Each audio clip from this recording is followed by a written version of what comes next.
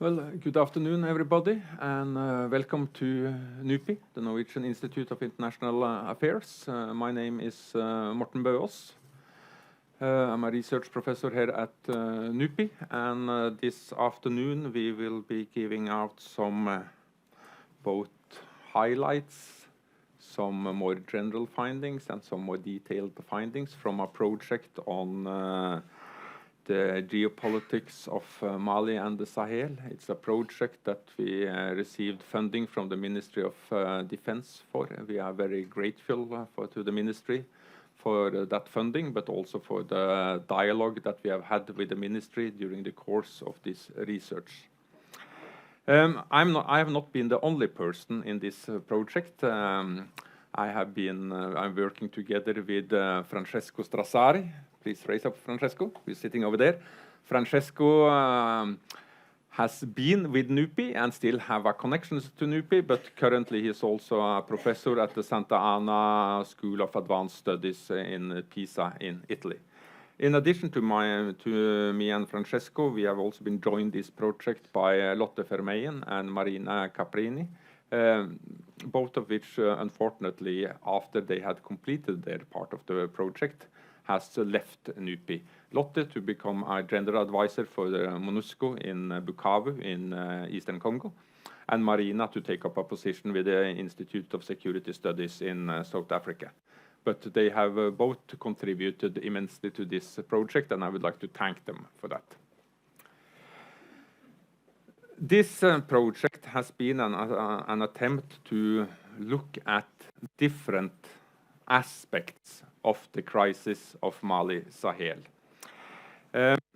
I will mainly be talking about Mali and the Sahel as the geopolitics of an evolving landscape, trying to both offer a more broad introduction to some of the findings of our project, as well as delving into some of the more recent events, and particularly the issues concerning the so-called Algiers agreement and the negotiations between the government of Bamako and a rebel coalition.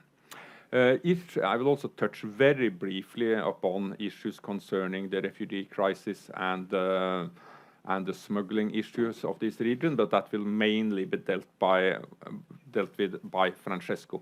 In addition to me and Francesco, we are also so fortunate today that we have with us Arild Øyen. Arild, please, could you raise? Arild is the former Norwegian ambassador to Algeria and also a man of considerable experience from the foreign ministry, particularly when it comes to Africa.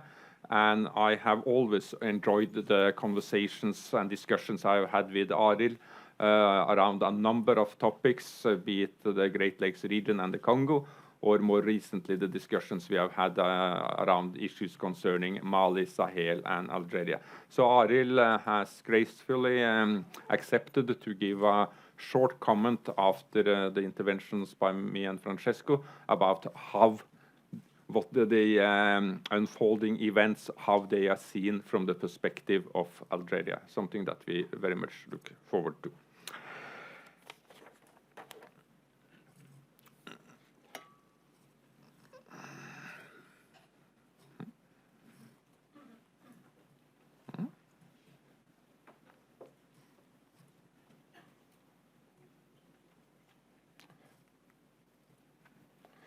Yeah. I don't know, is it not on? Or?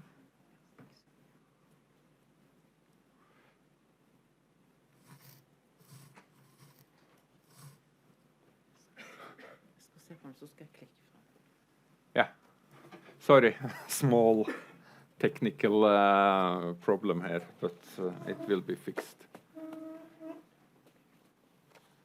How do we do this, Liv? I just raise a finger when I want another. So just, if you change it, not end, not already.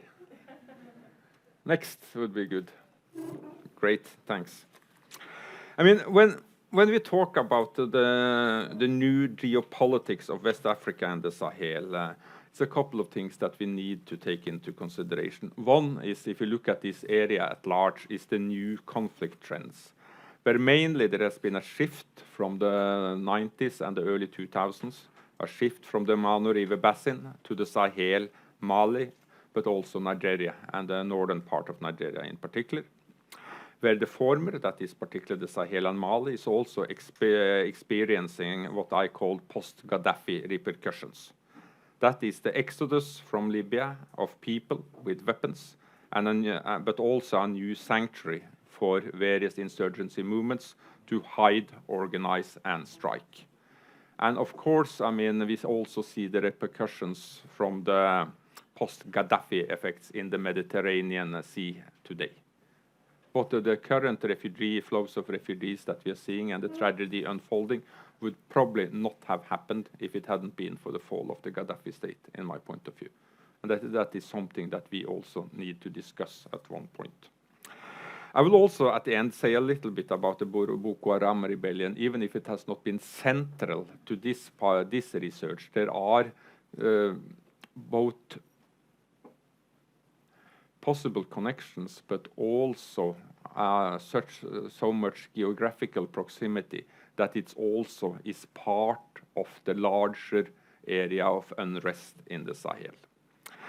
Another thing that is very important to be aware of here, and this is particularly striking when we compare the efforts to solve the conflicts in the 90s in the Mano River Basin to the efforts to solve issues in the Sahel today. And that is that there is no easily identified regional arrangement that can be a co-player to national government and international responses. ECOWAS and Nigeria played an important role, not always necessarily the most constructive role, but they did play a role in the solution to the crises of, for example, Liberia, Sierra Leone, and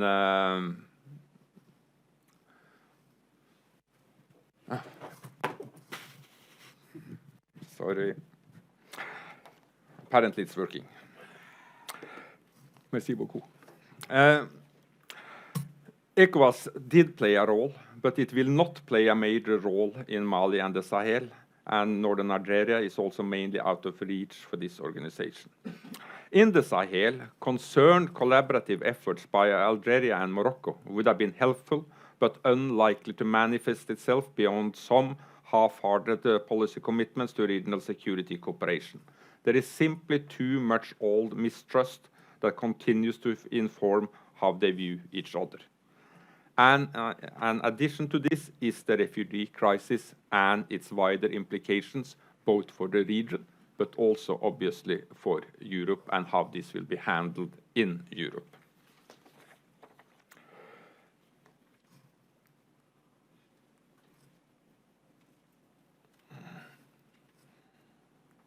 No. Okay.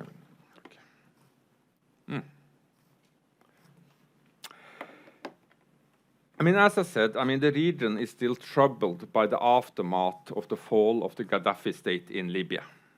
And this has not only brought to the fore an open wound of instability in what was already an unruly and volatile region, but it has also created a new and dynamic game for the Iron Throne, if you forgive that pallor, of the region, with each actor playing a game of ensuring regime survival. Currently, one of the most successful players, Chad's President Deby. But he is only one of several with an interest in staying in power beyond time limits, political agreements, and constitutional restraints. And this is something that we need to cater for and we need to understand better. Clearly, I mean, the role that Chad and President Deby has played first in northern Mali, where the Chadian forces was the decisive factor in the few battles that in fact was fought with the Islamists, even though President Hollande and France tried to take take most of the credit for it, and later with the role that Chad and Chadian forces now is playing in northern Nigeria. This is about more than being helpful to neighboring state. This is also a way of, in fact, buying himself a carte blanche to continue to rule Chad indefinitely.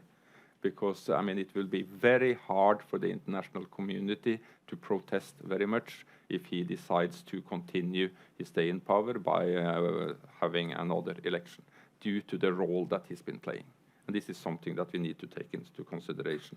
And here, as elsewhere in Africa, 2016 can be a very interesting year. I mean, if you look around in sort of central, middle parts of Southern Africa, there is a whole lot at stake in 2016, from the Congo to Angola to Uganda to Chad, with regimes and presidents whose time limits actually are up, but who may have a considerable interest in trying to stay in power. So this is also a part of what is going on here. It's a geopolitics in flux, but it's also some sort of both national and regional game of thrones going on. And we need to be aware of this. Is there an evolving landscape of insurgencies in West Africa, Sahel? I believe there is. The current organizations that we are seeing, the current insurgencies, well, they does not fit very well with established categories of insurgencies, like, for instance, national liberation, separatism, revolution, or pure warlordism. The new ones, as for example, but not exclusively, Al-Qaeda in the Islamic Maghreb, AQIM, are in numerous ways both local and global. By that I mean that they are clearly rooted in local conflicts with regard to AQIM. What formed them was the civil war in Algeria. And that still remains one of their major reasons for existing. So they are local, but they are also very good at both appropriating other local cleavages, but also appropriating the global language of jihad and using that to their advantage, which means that branding is an integral part of their strategy, but also rebranding themselves. I mean, Boko Haram is yet another good example of this. I mean, first it was Al-Qaeda, and when Al-Qaeda is no longer interesting, it becomes IS, where they tune themselves to. They are religious fundamentalists, and we cannot deny the role of religion and some sort of a religious fever in this. But they are also extremely pragmatic and very good at appropriating local grievances. They operate in environments of little state control and state legitimacy, where local livelihoods are under immense pressure due to a combination of increased climatic variability and the inability of the states to react adequately to this. And even more importantly, in my point of view, these organizations are not necessarily seeking to capture the state or to break away from a state, but they challenge the very notion of the modern state, which means that there is no or a very narrow margin for a negotiated settlement with these groups. And if you then add on that they seem to be very hard to beat militarily, at least decisively, well, I mean, what this means, what this suggests, this analysis, if it's correct, is that this is an area that the rest of the world would need to be concerned with for a considerable amount of time. In that regard, I also believe that Mali and the Sahel not only offer interesting insight into this particular conflict, but it's also an example of some of the challenges to come for the international community when it comes to peacekeeping operation and how to manage complex humanitarian crises. What are we faced with here? We are faced with a situation of international forces with limited capacity. Northern Mali, a combination of MINUSMA and the French forces. I'll get back to the MINUSMA challenges on the ground. But here just to say that at the best, This force has nominal daytime control of Gao and Timbuktu. Kidal, on the other hand, the third main city in northern Mali, is controlled de facto by a combination of Ansar Eddin, Islamic movement Azawad, and the movement for the national liberation of Azawad, and maybe more the former than the later. At least it was interesting to see that this town of northern Mali, when the French arrived, it was controlled by Ansar. When the French got slightly closer to Kidal, it was suddenly controlled by IMA. And when the French arrived at the airport, it was suddenly MNLA who controlled the town. Very hard to say that there was any battles around this or any movement in and out of the town of different fighting forces. Basically, they changed hats, in my point of view. We are dealing with a situation of a weak international leaders, like the IBK presidency in Mali. He was elected with a strong popular mandate, seen as a man of exception in a time of exception. 2 years into his presidency, his approval rating has dropped dramatically. He has been unable to restore Mali's territorial integrity. He has lost the support he had in the army due to, among other reasons, the arrest and court cases against Captain Sanago. And the attempt to buy a new presidential airplane did not help either. Thirdly, we are dealing with a peace processes with limited impact. This is, in this case, the Algiers process. Will probably produce a result in the end, but one with limited impact on the ground. A deal is now supposed to be signed by the 15th of May. That remains to be seen, because whereas the government coalition has signed the draft agreement, the rebel coalition decided not to, after what they called home consultations, which was basically just a short and brief series of meetings in Kidal, which again also says something about who they actually represent. More importantly is that the main insurgents are not present at this table. Therefore, more violence on the ground is likely, as at least Ansar Eddin and Iyad Ghali has an interest in destroying the process. And we also have additional complicating factors, also in this case, as the narco-trafficking. After a decrease after Operation Serval was initiated, it seems to be almost business as usual.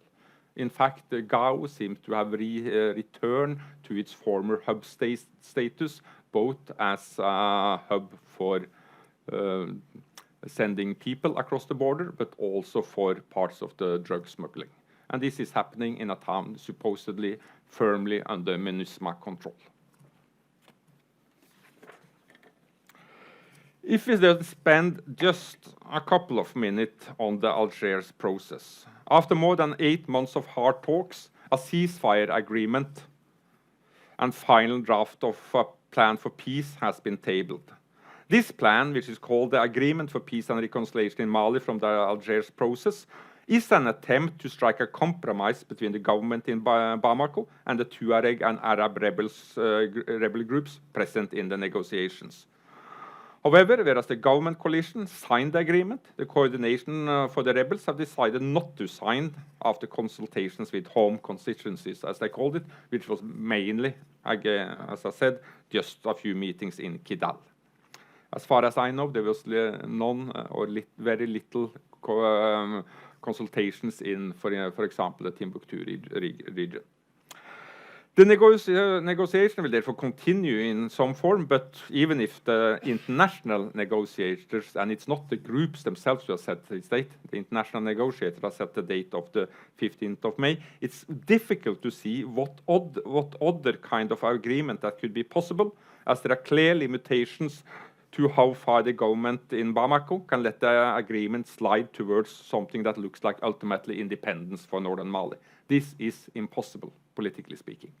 So I find it very hard to understand how the government in Bamako, in fact, can go any further on this issue. The challenge is that for President Keita, it's vital that the plan respects and protects Mali's territorial integrity, whereas the rebels would like to see a plan that opens up for more than just the devolution of power. which means that it's immensely difficult for Keita to go any further than the current plan, whereas the rebels fear that if this is it, all they will achieve is a devolution of power in line with the compromises that concluded the Tuareg rebellions of the 90s and established the National Pact and the Governance and Decentralization Program. A solution that may have stabilized the situation there and then, but also cemented a new conflict into the very solution of the existing one. In addition, I think it's even more important to look at who's not present in Algiers. Those present were a coalition of rebels organized around the Tuareg group, National Movement for the Liberation of Azawad, MNLA, and the Arab Movement of Azawad, MAA, plus the government and a government-allied militia. However, those not present also represent groups with the strongest fighting capacity on the ground. That is Akim, Al-Murabitun, which is Mukhtar Belmokhtar's group, and Iyad Aghali's Ansar Eddin, which to me suggests that unless much more military pressure is put on these groups, which makes them less able to spoil any peace process if such a process is in fact signed and declared, it suggests that irrespectively of the solidity of the Algiers agreement, the situation on the ground is not likely to change very much in the short to medium term horizon, as these groups have proven to be very hard to beat decisively in military terms and impossible to negotiate with, as there is simply nothing the international community and the Malian state can talk to them about, which again suggests that irrespectively of the success of the Algiers agreement, this will not be over. In addition, I think it's also important that we recognize that even those present at the table does not represent that much coherence. Just as President Keita have problems selling the agreement to his electorate, MNLA and MAA also face similar challenges. First, it's not really clear who they represent. MAA may have some genuine support among the small Arab minority in the north. This is much less clear with regard to MNLA. The Tuareg population of northern Mali is obviously divided, as the cleavage that Iyad Aghali and Ansar Eddin represents underscores. Some support MNLA, others Ansar Eddin, and many, if not most of them, none of them. And I think it's telling that the main or only consultations were in Kidal, which to me suggests there is a reason why they did not consult with the Timbuktu region, because there is not much support for these groups there.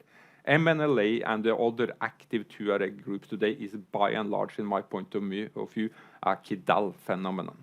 And it should also be seen within the larger context and trajectory of conflicts in the Kidal area. So if one really wants to deal with this, also much more emphasis, much be placed on that particular region. And finally, we need to keep in mind that there are other groups in northern Mali, in this territory that the rebels refer to as Azawad, that are in fact much more numerous than the Tuareg in the north. That is, for instance, the Songhai and the Peul, the Fulani. And one open question is, how will they react to the rebels' refusal to sign the peace plan? And because if these groups feel that their interest is not taken really into consideration, they will be left with a number of options, some of them peaceful, others violent. But we have seen in the past that certain groups of Peul, Fulani, have allied themselves with, for instance, Mujao or other Islamist elements in order to use that as a counterweight to pressures on land coming from more Tuareg-inspired groups. So there is also the possibility of that kind of continued fragmentation, which again, if this boils down to a number of local conflicts, for example, over land rights, which again will give the Islamist insurgents ample opportunities to appropriate this kind of local grievances and cleavages. Then, what about the Islamist rebels? I mean, on one point to really take note of here is that Libya, Sahel, and Mali, northern Mali, is in many ways appearing as new blank spots on the global map. What do I mean by that? I mean, if you think back to the old colonial maps, the really old ones with sort of these blank spots, we really didn't know what was there. Nobody really knew. And then there come the age of exploring and started to fill in the gaps. What is happening now is that there are new sort of blank spots emerging on the global map in Africa, but also elsewhere. Areas, yeah, we know what is there with regard to geography, topography, these kind of things, but we have really not very much clue about what is actually going on there. And this is a major problem. We really have to find new ways and innovative ways of getting reliable information out of areas like the more isolated areas of northern Mali, the Fezzan region of Libya, and so on and so forth. And this is a challenge for researchers, but it's also clearly a challenge for users of research like ministries of defense, foreign ministries, concerned publics, and others. It's something that sort of both those that do research, funders of research, and users of research need to come together and think creatively about. Because it cannot be denied that this is a problem when we are doing this kind of research, and it's a problem that we openly acknowledge. Because there is really not that much else we can do than openly acknowledging it. So much is still unknown or not verified, but at least a few things we can say with certain. The Islamist rebels lost the territorial control that they had in northern Mali, but they are far from beaten. Belmokhtar is still out there. That is the man who sort of at least claimed that he masterminded the attack on In Amenas. And apart from the Akim Emir Abu Said, the leadership of the various Islamist insurgents are still alive and intact. The majority of the fighters has also escaped because apart from the battles in the Ifoghas mountains, which was battles involving Akim and Chadian troops, there were not really that many battles. I mean, these people were smart. I mean, they didn't stand there waiting for the French helicopters to come and blow them to pieces from the air. I mean, they disappeared into the sand dunes, into the mountains. They disappeared into the civilian population. So the majority of the fighters has also escaped, some still in northern Mali, either hiding in the desert or sought refuge among the local population. The rest is spread out over the Sahel, Niger, Mauritania, southern part of Libya, Tunisia, and so on. Areas where it's easy to hide, but also lots of possibilities for the creation of new alliances and attaching themselves to pre-existing local conflicts. And we should not underestimate their strategies of integration based on their ability to appropriate local grievances. They are good at adapting themselves to local context. They are good at using trade to their advantage, and they have also the possibility of distributing money, medicines, other benefits to back themselves up. And there is every reason to believe that they are using the same strategies in northern Mali, as in northern Mali, in the Fezzan region of Libya, and other places in the Sahel, perhaps with the only difference being a lower profile than the one that they had in northern Mali in 2012. I mean, Akim, to me, is a good example of that. What is Akim? It's the brand name of pious traders and Islamic warriors. A group of people who uses well-tuned local integration strategies based on more than decades' experience of appropriating local grievances. They use trade, deliberately portray themselves as honest traders, giving people a better price for local goods than they usually get from other men of authority. And suddenly having somebody who pays people a fair price for their commodities in an area where people are not used to people of authority doing that, that can work quite well for you. They distribute money, medicine. There are people with the nursing skills among Akim, buying young people airtime, using local marabouts, preaching their way of life, offering people protection and order, which they clearly did in the chaos of 2012 to 2013 in northern Mali. I mean, even in the Timbuktu area, circulating a so-called green cell phone number that people could call if they were bothered by bandits or the more secular rebels. They could call them, and then people from Akim would come and sort things out for them. Well, I mean, people appreciate that. If there is nobody else that gives you order and predictability in life, you appreciate those that give it to you, even if they may be singing a religious song that you do not necessarily adhere to yourself. I mean, I was talking to this guy from Timbuktu, and he was saying, Morten, he said, by and large, it wasn't that bad. I mean, they established some sort of order. Yes, I had to dress off my women in a way that I normally would not do. I didn't like the fact that I couldn't drink beer anymore and that they banned football, but apart from that, it wasn't too bad. And he said I could leave my house unlocked when Akim was there. I mean, there was no burglars anymore. So, I mean, you know, if you offer people protection, stability, predictability, you gain some.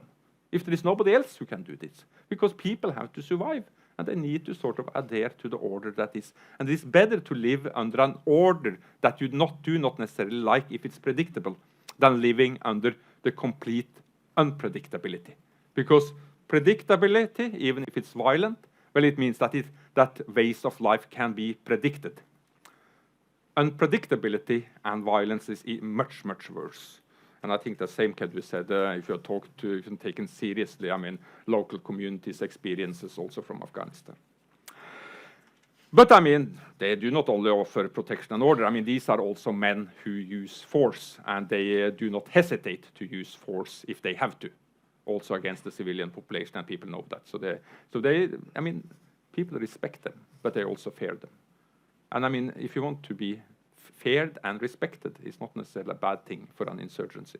It's much better than only being feared. And then we have to add in the fact that local people here, as elsewhere, realize that sometime in the future, the French forces and the UN eventually will leave. They have very few illusions that these military men from other African countries and from France actually will decisively defeat the rebels, the Islamic rebels. So they have no other option to live with them, because they will have to live with them in the future. That also means it's also one way they can seek sanctuary among local population, because you know that after that UN guy leaves this area, that Akim guy who lives in the house next door to me, he will still be there when the UN has left. So what do I do? Do I tell them that he is there? No, you don't do that, because you want to guarantee your survival there in the future after the UN has left, because you don't really trust that they will be able to take out all of them. So it's better to stay silent about the issue, because that's a way of guaranteeing your future survival. Very briefly now on MINUSMA and challenges on the ground. I mean, what is happening here is that MINUSMA is no longer a peacekeeping mission per se, but one with a counter-insurgency logic. It is facing rocket attacks and improvised explosive devices, if not on a daily, at least on a weekly basis. And it's been, in fact, one of the more deadly recent UN missions. Up to February 2015, it had taken 46 fatalities and 100 wounded. And there has been several more after February this year. So it's a dangerous mission. It's a mission that is fighting a force that is fighting a low-key asymmetrical warfare against them. But it's also understaffed. The official mandate is 11,200 military and 1,440 police. It currently is 8,831 military and little over 1,000 police. And then you can add in around 1,000 local and international civilian personnel. And in my point of view, this is as big as this is going to get, if not something dramatically happens. So it will probably never reach its full mandate strength. As this is increasingly seen as a dangerous mission, a consequence is that troop-contributing countries have become extremely careful concerning areas to deploy, which also create a lot of the challenges and difficulties for those that is actually going to steer this mission with regard to military operability. Because, I mean, if you sit there as a commander or a chief or or even the head of MINUSMA, and you said, I want to deploy these people there. I want to send them in deep into Kidal because that is where we need them. Well, I mean, he cannot take that direction directly. I mean, you need to take a phone call back home and say, is that okay? Can I send the Norwegians there? Can I send the Senegalese there? Can I send them there? And then some of them will probably say no, others will say yes, some would say maybe. A lengthy round of consultations, and in the end, when a decision is taken, the problem has moved somewhere else. So this is also a major constraint on not only MINUSMA, but similar of these kind of operations. It's also faced with a number of infrastructural challenges, given the lack of an infrastructure in the north and the equipment available to the mission. It's a clear mismatch here. It should have been more helicopters and more transport planes, and they lack that. It's also faced, and this is something we not only see in Mali, we see it everywhere where there is a peacekeeping mission these days. The mission is immensely popular the minute before arrival and a few weeks after arrival. And then thereafter, an increasing gulf of mistrust starts to emerge between the mission and the civilian population. This is also the case of Mali, and it also has this mission also have at times a very difficult working relationship with the Malian government. So in sum, what the MINUSMA is facing, and I mean we should stop denying that it is anything else than that. This is not an ordinary peacekeeping mission. This is a mission with a counter-insurgency logic that is now involved in asymmetrical warfare with an enemy that is extremely difficult to defeat. And in the short to medium term horizon, there is absolutely no clear exit out of the sand dunes of northern Mali for the international community. That is, if you don't want the whole thing to lapse back into 2012 again.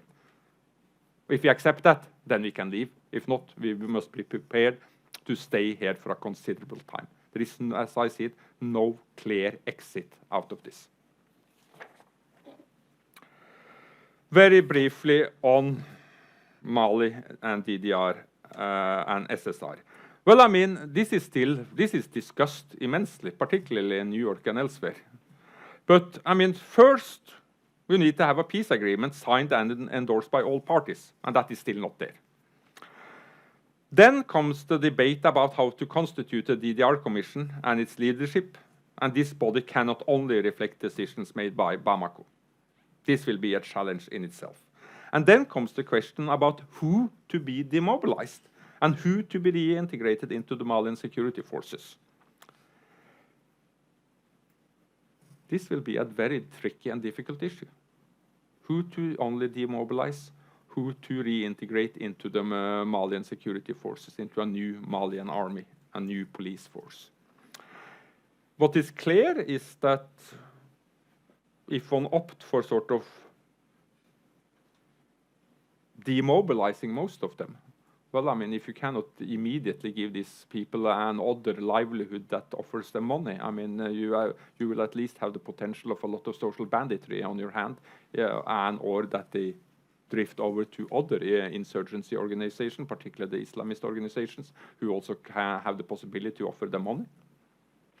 So maybe you would have then to opt for the other alternative to reintegrate the most of them into the army. That has been done several times before in Mali with not so good consequences. And then comes the issue of, if you reintegrate most of this, what do we do with the issue of a human rights vetting of candidates for integration into security forces, when we know that the latter will be met with resistance from the population, who, according to recent public opinion polls, are very negative to this. At least only 5% consider this to be an issue that should be even raised in the negotiations.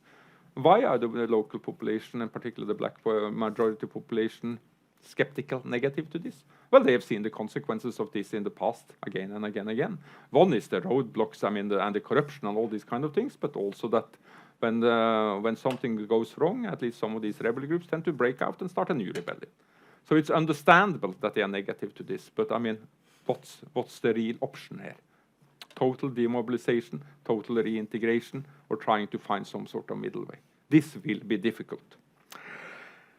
More generally, we can say that SSR must be broad in scope, but taking into consideration how entrenched corruption is in Mali, this will be a long road with many setbacks. And the question is again, if the international community is willing to be there for that long road.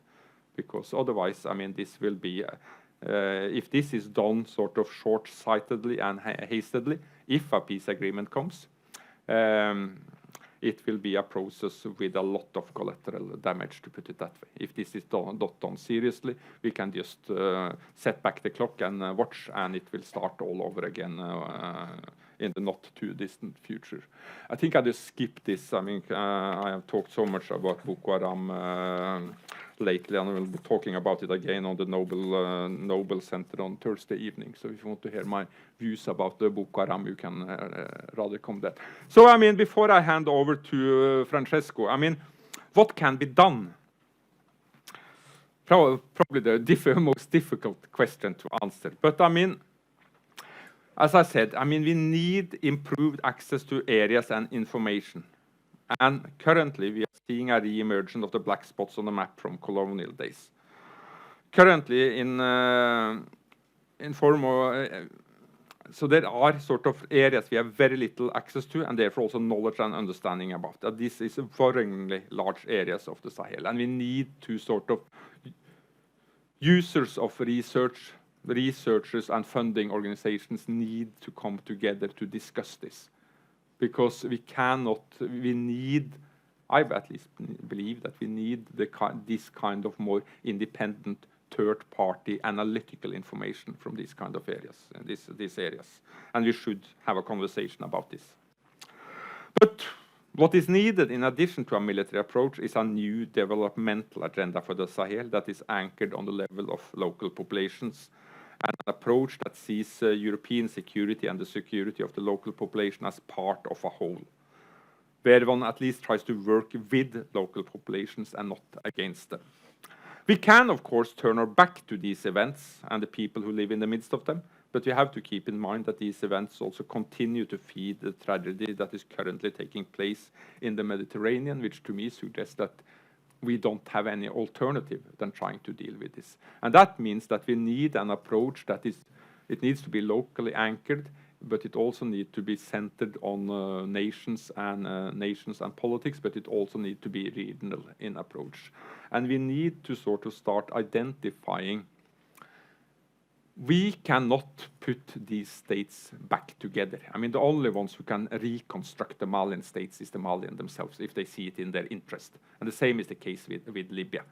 But I mean, we clearly have an interest in facilitating and helping and trying to understand how we can at least promote certain approaches to state building, how we can, instead of sort of looking at this as a national project, look at this in a more local and regional ways, seeing if there are pockets that can be re-stabilized with facilitating the work of local groups. We have to work together with people, and we have to also realize that we don't come with a sort of ready-made recipe for how to do it. We need to sort of accept pragmatism, we need to accept locally tailored solutions, but we need to realize that it's also in our own interest to continue our engagement with these areas.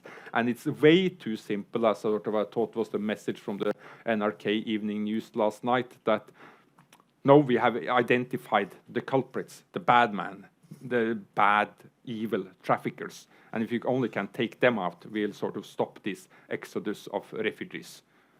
Well, I mean, we can probably shoot some of them to pieces. But I mean, the demand is so high that just another group will start reorganizing it. That is not the solution to this. The only long-term solution is the re-emerging of some sort of stability, be it based on the state or other sorts of authority in Libya and as elsewhere. And this is all in our own interest to continue to be engaged with, but I believe that we also have an ethical responsibility for this, because at least part of the Libyan problem we clearly contributed to, in my point of view. That is not to signal any support for a dictator like Gaddafi, just that our approach to ending his regime was, in my point of view, naive, if not stupid. Thank you, and now I'll hand over to Francesco. Thank you, Morten. I'll try to start right from where Morten stopped. That is about the type of ethics which informs our policies. While the PowerPoint loads, I just come straight from Italy, and as you can imagine, events in the Mediterranean are making headlines. The main point being that there's a strong emphasis in the Italian media as well on the identifying the culprits, that is human being smugglers that are to be demonized. And it is a fact that events that we see and that we witness day after day see an increasing assertiveness and aggression on the side of groups that are trying to make profit out of the big demand for crossing the Mediterranean on the part of migrants, which oftentimes have been living in Libya for a long time, crossing the desert either from the Mali, the Western African side, or from the eastern, from Horn, Eritrea, and so on. What is important, however, is that, which is not clear, at least to a continental European public opinion, is that we are facing one event. I'm talking about the Syrian war, but I'm also talking about the whole displacement caused by the events we have under our eyes today in the Sahel, which is, in terms of magnitude, the bigger humanitarian catastrophe since World War II in terms of numbers. And it is not by identifying, by shifting the blame on some bad categories that this question is going to be tackled. Nor it is, and this is my way of entering the topic of the evil traffickers and smugglers, nor it is the idea of causing more sufferance, a deterrent from containing and transforming the problems we see. The setting for understanding the dynamics I'm trying to sketch out is one in which Europe has already, with Libya, 2011, with the Arab uprising, given up the ambition that characterized about 20 to 25 years of international intervention under the liberal peace-building agenda, building institutions, transforming societies.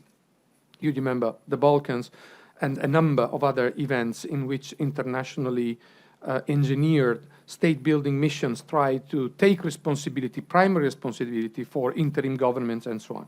What we are talking when we talk about Libya and when we talk about Mali, when we talk about other situations which are important because they are underlain by shadow economies, is that political hat of prime responsibility, which has been working for about 25 years of attempts to create an interventionist effort on the part of the international community, in this context has changed, and we live in a sort of post-intervention age in which we second, we mentor processes, we facilitate processes, we provide training, we provide resources, but we don't take, the international community in its form that is led by a Western engine, let's say, what we have seen until Libya doesn't work anymore. I remember sentences by UN envoys in Libya saying, we have learned out of Kosovo and other events like that, that the local politicians have to sit in the driver's seat and take full ownership from day one. That story is a story that today shows some limits. Not that the one before didn't show limits, but this story certainly shows some limits, some limitation in terms of what we see coming up, both in terms of managing phenomena such as migrations and the broader political process, which has to be the setting in which these events take place. The first things, I think this has the same problem it had before, doesn't click, the other one. Okay, the first thing where I would like to start is to show epochal change. Thinking about the Sahel and the Sahara brings to us the images of long caravans crossing the desert. All of that was already long gone when private motorization took over during the 20th century in this corner of the world, although that remained a pretty marginal area of the world. But with a recent advent of technology such as GPS, satellite, and cheap motorization, Toyota 4x4, the Sahara is no longer working as a geopolitical insulator. We can no longer live in the fiction whereby there exist African studies, I'm talking about us as researchers, or African politics for policymakers, and then there is the Mediterranean, and then there is Europe. Those events are entering, whether we like it or not, international politics, and international economic conjunctures are heard in Europe, as in North Africa, as in sub-Saharan Africa, in ways which are relatively unprecedented historically. Still, the Sahel, the Sahara, which, if you remember, some philosophers in Western thinking define as an ocean that had dried up, I'm talking about and the Mediterranean, represent formidable challenges for mobility, for transport, for commodities in the era of globalization. That is, globalization works with a territorial. It doesn't work as is. I think this is not working perfectly. It doesn't work as if it was a flat pizza where everything comes and goes.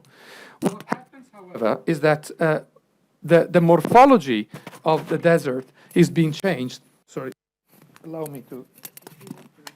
I can use this. The morphology of the desert has been changed by the way the desert is being engineered. If you take even a satellite picture of this, you're going to see pretty easily that the Sahara today is no longer just dunes endlessly, but there are fences, there are walls, there are ditches, which are being built by human beings with an attempt to reinforce borders, which by definition are porous. I challenge you to find any study on the Sahara where you don't find the term porous borders, everywhere. It's like necessary for anybody to talk about this. And there are fences, electrified fences. There are motion sensors applied to barriers which are being built. The model for that is an idea of space, which in the region was already there, which is the border between Algeria and Morocco.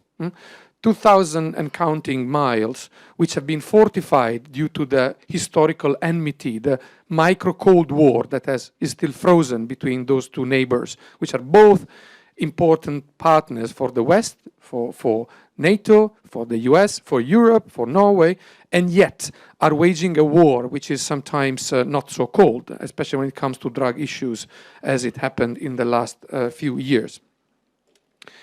So no longer a geopolitical insulator, but a territory which is being transformed by a security model that tends to be one of creating perimeters which are fortified and which are benefiting from the latest state-of-the-art technology available, which is provided by Western factories and Western firms usually, and advisors. Now, we talk about an area, here is just the band Sahelo-Saharian, so where the life is to an extreme possible, and where survival has always been possible thanks to trade, thanks to the fact that in spite of the extreme climate conditions, advancing desertification, climate change, and all those things that make life quite precarious, there is the possibility and the need for conceiving of space as a space of circulation. There's a lot of literature about that in this region, but this is changing, talking about the changing geopolitics. Here is a representation which I elaborated together with a researcher working with me as part of this research of the situation in Mali today. What you see in one of the possible conflict or tensions or crisis scenarios in the region is that we could have a map like this for the neighboring countries, but we do it just for Mali for sake of convenience. Mali has catalyzed much of the attention of what happened in the region in the past few years. And the way those tensions have taken a political shape is one of basically clustering around three geopolitical blueprints. One is the separatist view that has been embodied by the Tuareg nationalist resurgent movement. It's one of the many manifestations, cyclical manifestation of Tuareg nationalism with a classical form of a national liberation movement, but eclipsing for a certain time the emergence of a second discourse, which is more recent, if you like, in its present articulation, which is the idea of a distinct one of a global jihadi agenda. By global, I mean something which can hardly be contained by the creation of a new state called Azawad, the North Mali name, the name for North Mali as an independent entity, but which tends to conceive of this space as nothing but the embryo of a broader Grand Sahara Emirate, which, if you want to connect it to some theological and pretty much en vogue understanding of space in the region today, it can be considered as a prototype, possibly to undergo a bay'ah, an affiliation with the caliphate. Nothing mechanical in that. There's been plenty of enmity. There's no global mastermind of a jihadist movement in the region. There's a lot of fractions and pretty much disturbing conflict going on. But the discourse is a completely different one. It's a proto-modern, or if you like, a postmodern idea of space where the state comes to be a different thing. Tends to be in the hands of the Sharia law and those who interpret them, the judges and the military. Certainly not the welfare state the way we understand it in a modernist paradigm. And then we have a third element in this conflict, which is the one that engaged in a fight from day one with separatism with the Tuareg and later found itself challenged by the Islamist advancing even on the capital, which is the statist project, the modernist nation-state project, which is gravitating around the capital city, Bamako. Its elite, which was discredited by years of failures, we all know the story, but which tends to reassert the idea of Mali as a container of one nation, accommodating some form of negotiated benefits to those people in the north, which tends to be recalcitrant and historically reluctant to be integrated and who are seen as a spoiled children of the republic. So all of this is pretty much the conflagration. In the middle of that, you have a third, and Morten was mentioning all the different difficult mosaic element, which is the self-defense groups, which have emerged sometimes out of splinter groups that emerge in the fight. And why is that so complex? Why are there so many groups? This is just a synthetical. What you see here are where fights took place in the last couple of years after the end of after the intervention of the French. So there's constant fighting. There has been attacks on Nigerian military 2 days ago with civilians that got killed. I mean, every day we have some little story coming from North Mali. Well, essentially because war at this latitude with those geopolitical coordinates which we are trying to identify here tends to be a rather elusive matter, where constantly changing names, acronyms, is a strategic factor, is a transactional good, you might call it. Not having a fixed commitment to territory, but constantly morphing into something else and constantly negotiating and renegotiating every possible agreement, as it is happening with the Algerian process, is part of a strategic game. So whatever is written there, there will be a reason why it could be renegotiated, or a splinter group that will put that into question at some point, playing the role of the spoiler. And then there will be a self-defense group fighting against that forever and ever. This is not the kind of war that is the one that von Clausewitz was thinking when he was conceiving of war as a modern clash between political will in a militarized manner. This is nothing to do. This is about survival it's about enrichment of some and survival of many, if you like, but it's also about reconfigurating one's own space in a global scene, which is changing, where new elements, in this case the preaching and combat story coming down from Algeria, nesting into the conflict in Mali, nesting or being pushed into the conflict of Mali, there are different stories there, is starting moving this conflict lines further south from what had been the story in Algeria. And this is an important thing to understand. If you read anthropological literature from southern Algeria and Libya, you find that in the lifestyle of people living out of smuggling, contraband, bartering, informal trade, what is called the troc in the local parlance, there's a clear perception on the part of people living in that liminal zone of informal trade that the big deals are moving southward. That there's some people south which is actually organizing a better deal, and the real money is going there. Is going south of the Sahara. It's no longer held by the garage or the small villages over there, but there are bigger deals which are going further south, and most importantly, unlike what happened up to 2011, all of that, which is the daily routine of trade in this region, is today militarized, or let's say paramilitarized. It goes with weapons. There is a rising market of protection, armed protection, which was not the case up to 10 years ago, let's say. We start seeing weapons flocking into the region relatively recently. If you read any account of for example, the last Tuareg rebellion in 10 years ago, or the one in the 90s, the one starting in the mid-90s, every legend about that rebellion is about the fact that they had to start one day before because there was one car with the 3 guns, with 3 machine guns that was intercepted by the police. And then they started with knives.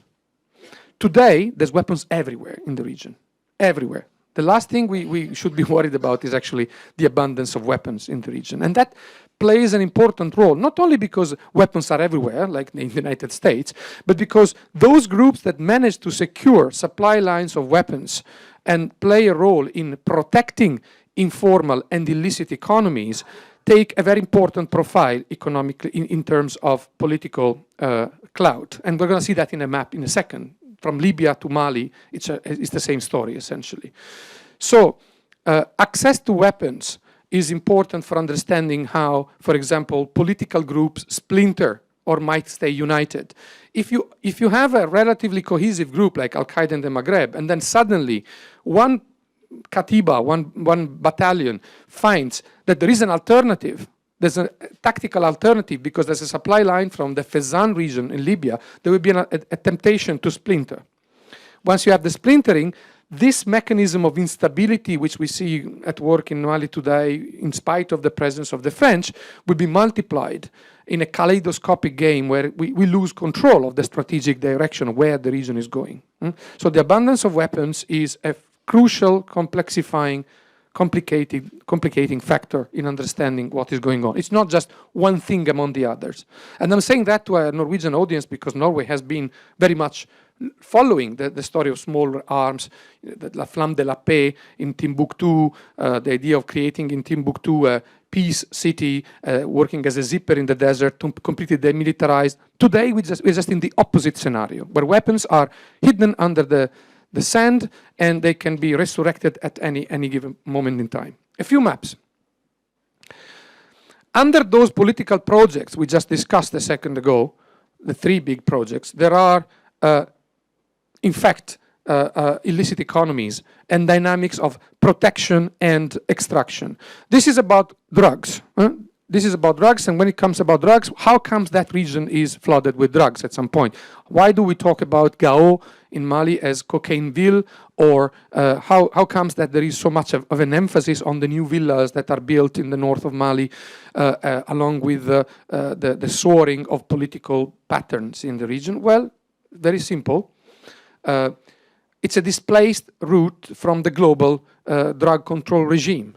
Looking for a more discrete and remunerative line where fewer controls could be bought easily by corruption mechanisms, at one point we start seeing, early 2000, 2005, not only drugs coming to the western coast of Africa, and we know about that, but also trying to bypass that directly by flying into the desert. The famous air cocaine affair of 2009 is just one out of many incidents like that.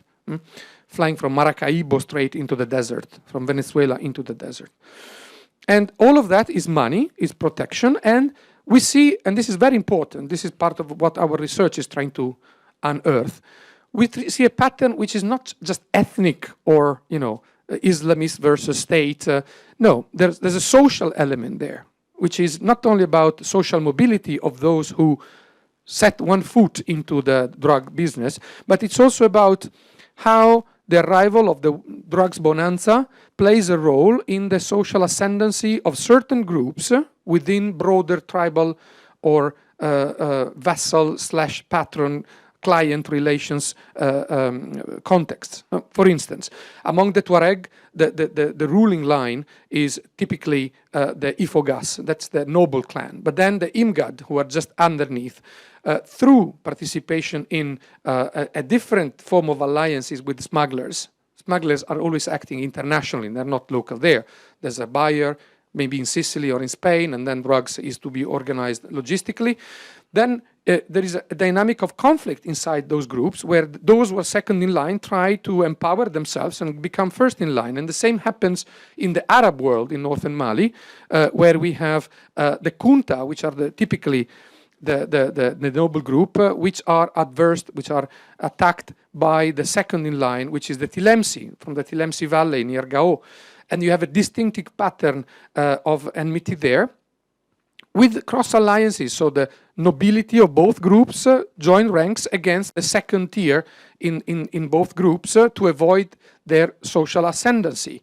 And we see plenty of kidnappings, executions, ambushes at night in a classical situation where, as the drug is acheminé, is channeled through these routes, which are the old routes of salt from the Middle Ages, what we see is that essentially we have some éclaireurs, where those at night illuminate, enlighten the route, and then we have the coupeurs de route. We have those who cut the route by ambushing. The same can act as cops and thieves.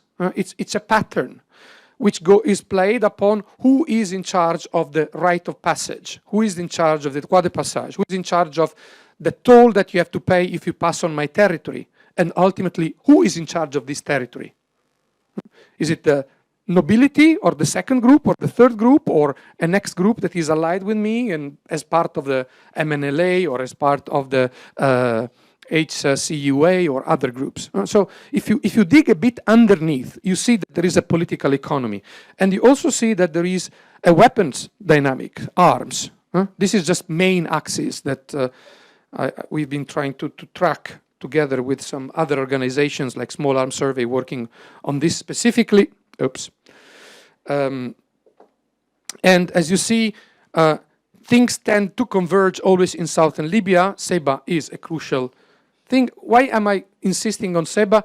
Well, today you have this picture on the Wall Street Journal about migrants. And again, these are the two big patterns of migrations according to the Wall Street Journal, leading to the big tragedies in the middle of the Sicily Channel. And again, it's about Ceuta. Now, who is in charge of Ceuta today? This is one question. Ceuta meaning the main, together with Kufra, the most important city in southern Libya. Well, Ceuta, for about now 1 year, the airport is in the hand of the Misratan militia from the coast. And who are the Misratans? They are those who got most of the weapons out of the arsenals of Gaddafi. And distinctively supported by Turkey historically, and let's say less pan-Arabist than the others were historically, but important because they take the airport. And in Ceuta you have distinctive dynamics of enmity between, on the one hand, the Tuareg, who tend to be prominent on this line, and the Tibu, or Tubu, there's the different spellings, on the border between Niger, Chad, and Libya. This is black sub-Saharan Africans. And Misratans are playing around that. Now, the Tebu play an important role because they were a very powerless group under Gaddafi who intercepted part of the most important weapons Gaddafi had in certain garrison and depot. And today, the Tebu, who are important in North Niger, I mean, in North Niger, you have the French army, right? In Madama, which is the last outpost before the region, you have the French Barkhane operation with the anti-jihadi function. But Madama is also the most important outpost for the final crossing across the desert for migrations. From Agadez up there, you have all the trucks full of migrants coming along these two lines. And if there is one reason why we know little about, we know little about migrants, there's 10 years of literature on North Niger, but if we know little about drugs and weapons and so on, it's not only because they are elusive, because it wouldn't be that difficult to map even better and to know who is in charge of what. It's not because there's Al-Qaeda that shoots you if you try to find out what's going on, but it is because there's powerful collusion with state those who are in charge of state authority. That element is what makes our understanding of illicit trafficking and smuggling difficult. And unless we tackle that aspect, which is how all of this is state-sponsored or selectively enforced, we don't understand dynamics of geopolitical stability and instability. The typical situation is one where you have a state officer, police or gendarme or whatever, who sits on a fulcrum between the legitimacy coming from oiling the mechanism of local patronage and extracting a profit out of turning a blind eye on existing trafficking and smuggling, basically siding with or creating permissive conditions for, if not directly escorting, as it did for a long time, the Forces Armées du Niger. Or, on the other hand, the legitimacy coming from the international community that pays you with budget transfer and so on for, in fact, enforcing counter-crime and counter-terrorism strategies. That balance act is very difficult at those latitudes, which are very rarefied and so on. And that's where the problem stands today. If you think that Niger, which is the one of the poorest countries in the world, the one with the highest fertility per woman, where half of the population is, the median is at about 16 years of age. So half of the population is less than 15, half is above 16. One of the poorest countries in the world, in the last 4 years, has quadrupled the military budget.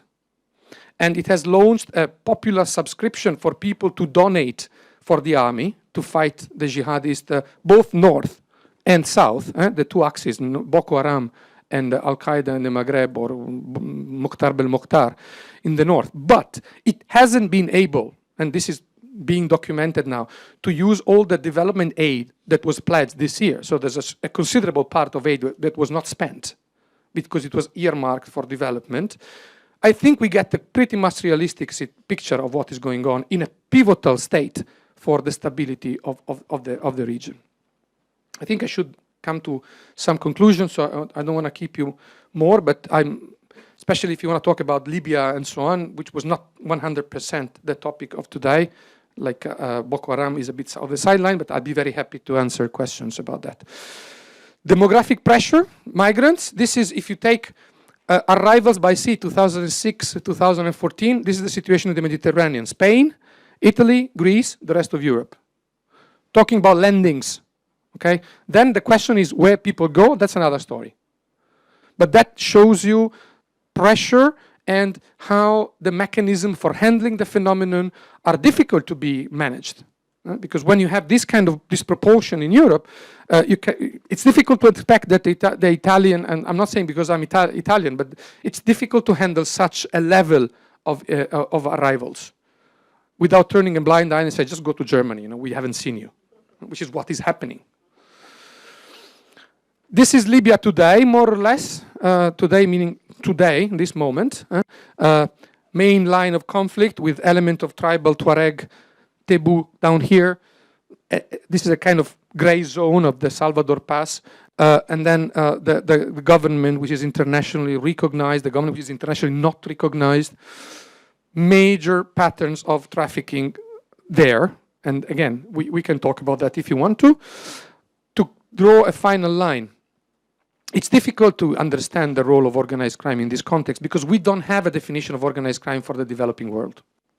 We have one for Norway, we have one for Europe, changing over time. But if this is our general criteria for understanding organized crime, well, it could be anything. Especially when the state becomes evanescent, when the state is put into question, because it is the state that defines what organized crime is. And if the state becomes contested, as in Libya, well, it can be pretty much everything. So we have to be very cautious in understanding, drawing a line between organized crime, terrorism, state. What a state is today is being challenged. The Islamic State, is that a state? Is that a pirate? Is it a terrorist organization with a territorial dimension? Mali was an element of that, was a prototype of that experience. Although in Mali we don't have so many foreign fighters. Mali is not Afghanistan, Mali is not Syria. But we see something of that happening for 12 months, 11 months. All of this has to do with state making and transforming with problems of what is legal, what is legitimate. All of these are questions I'm throwing down. It doesn't have to, we don't have an answer to that. We can skip that. Criminal activities here are about social mobility in an area where there's no social mobility whatsoever, but there are strong expectations of that to happen. Transnational crime becomes a link between peripheral regions and the global division of labor. How does cocaine come there? How does the big harvesting from Latin America finds its way across this area, logistically and so on? But this is important. I want to conclude on this. Today's conflicts are embedded in international structures and dynamics where you don't create wealth by developing internal markets, but by developing international economic connections, openness to foreign investment. And foreign investment in this situation is about oil, it's about uranium, it's about gold. This is what the region has to offer. And we see all the pathologies of resource cores that any of you who studies development studies has in mind. We see rentierism and patrimonialism. Why are these important? Because a sovereign there, someone sitting in Niamey or in Bamako, knows that no matter what, the international community will stand by the existing borders. So the sovereign can play a role of conservatism, if you like, because someone is guaranteeing his own rent, no matter what, at the end of the day, as a product of an international stability. So if we have, at the end of the day, as the only recipe for the region to build more fences, more walls, more electrified barriers, we are just taking a snapshot of what the region is today, creating a lot of asphyxia syndromes because people will be contained there. If we block the traffickers, if we bomb the traffickers, we freeze the situation as it is, the situation will be rotting, but we will have given up the idea that Europe is about transforming. We will be given up to the idea that it's about seconding political processes that make suffering less and less necessary than it is today. I think I should stop here. I have much more, but I think it's enough. Thank you.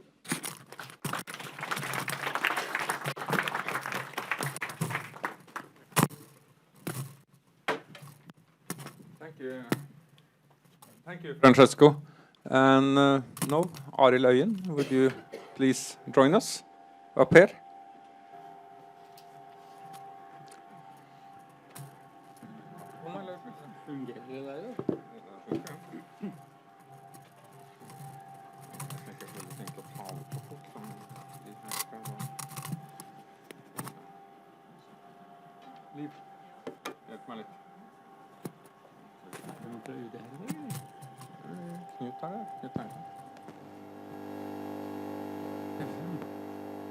Andre veien. Er det riktig?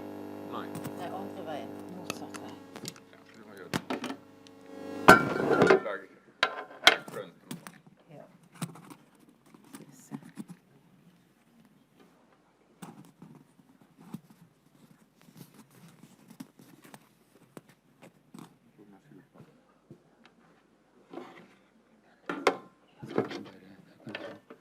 Kanskje jeg kunne få et kort. I feel very naked without a map or something. Yeah, okay. Well, thank you. I'm not a research fellow, and it's too late to become one. But I have one advantage to you. I have been through the Marina school in Madagascar. It took me 10 years. So I worked with the Marinas. That is the elite in Madagascar. And they taught me a few things that actually was very important, well, useful for me when I came to Algeria. And I was presented to this enormous complex. Because I had learned that in Madagascar, they put fire on 50% of the country every year.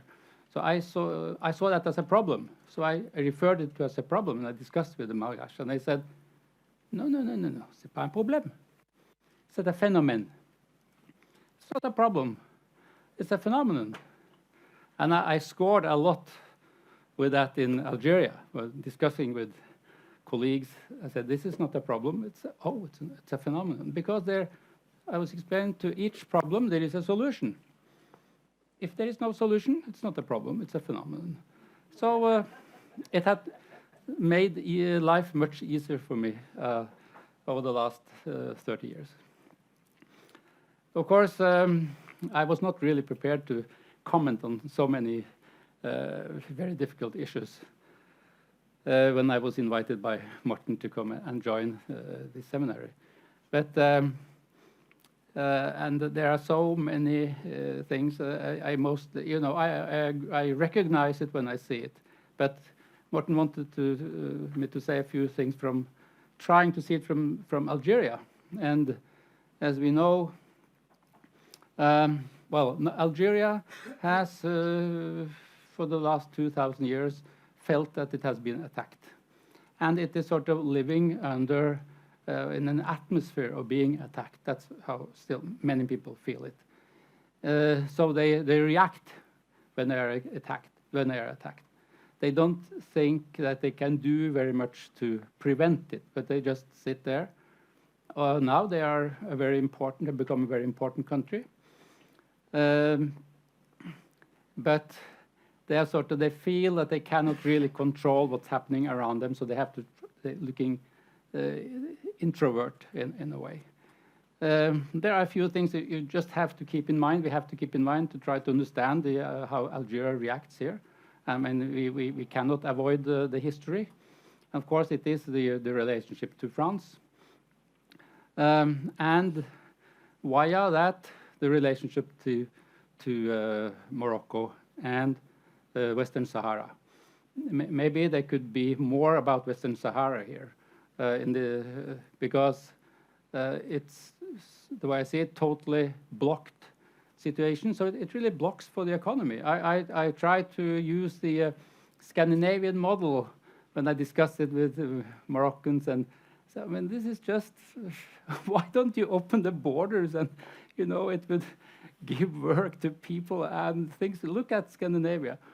We have always had borders, open borders, even if we have conflicts. But it is really a blocked situation. As you know, the Algerians say that, well, the Sahara, we are referring to the UN, and that's it.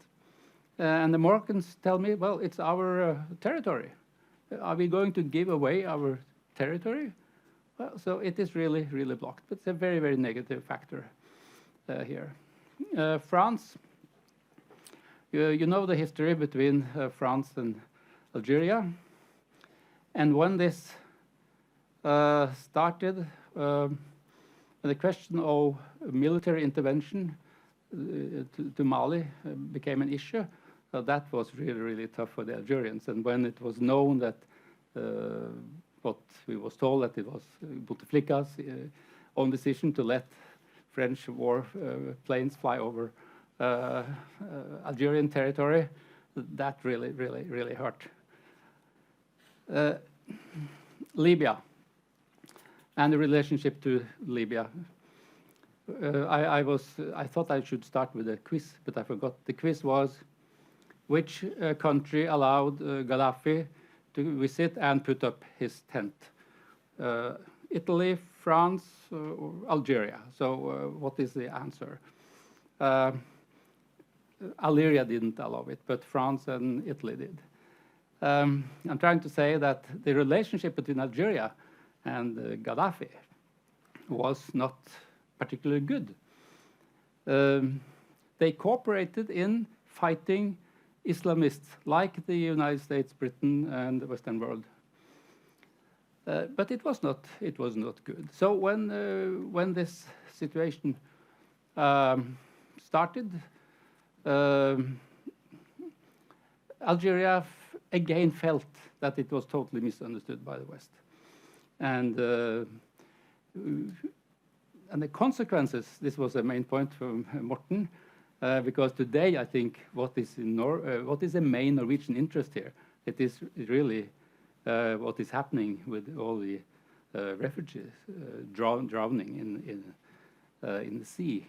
We don't really have any big interest in Mali, but this is a big Norwegian interest. But again,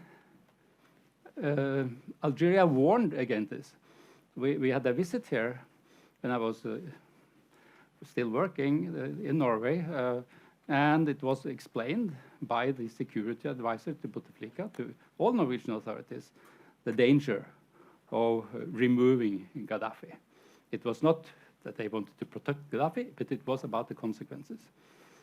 I remember because when I came to Algeria, I was supposed to cover Libya, so I really created a relationship with the ambassador there, and he explained me the consequences of removing Gaddafi, and particularly emphasis on what is happening today, this illegal immigration. I know there's somebody from my ministry here today, but when I wrote this report, well, you know, the train had already started, so nobody could stop it. But it was obvious that by removing Gaddafi, one pulled out a plug that would open up for this illegal immigration, and of course create instability in Libya itself and in the neighboring countries. But again, Algeria warned against it, but they got the impression that they were not listened to. So there is a lot of, as it was said during the presentations, the lack of confidence at so many levels. So when the situation in Mali started, and all of a sudden half the country, or the country was divided, there was a lot of pressure on Algeria for doing something because they have the military power, apparently. But they were very, very reluctant to do so because there are so much lack of confidence at so many different levels.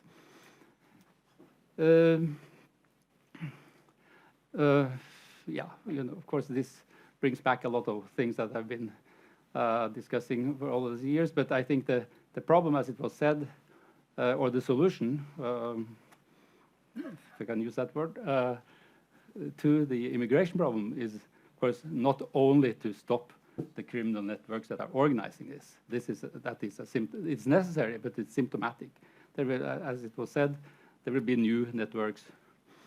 And I think we have a very, very big challenge there with Africa, actually. Africa has to introduce the type of governance that make their own people want to live in their countries. If that doesn't stop, this will just continue. And that is a very, very difficult discussion. But I don't think we really looked our African friends into. I said, look, what is happening and why? You know, I have been joking about it with African friends. I said, you know, in Congo, for example, I've covered all these countries. Why is the first question I get when I come into the elevator to get a visa to Norway?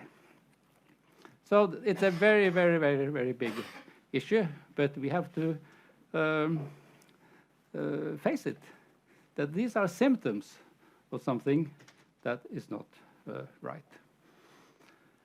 So I think the Algerians, you know, they do their efforts, but of course, also what they do outside their country, it reflects their internal situation. And when I came, we remember their history with the civil war. Of course, that is still very, very burning issue.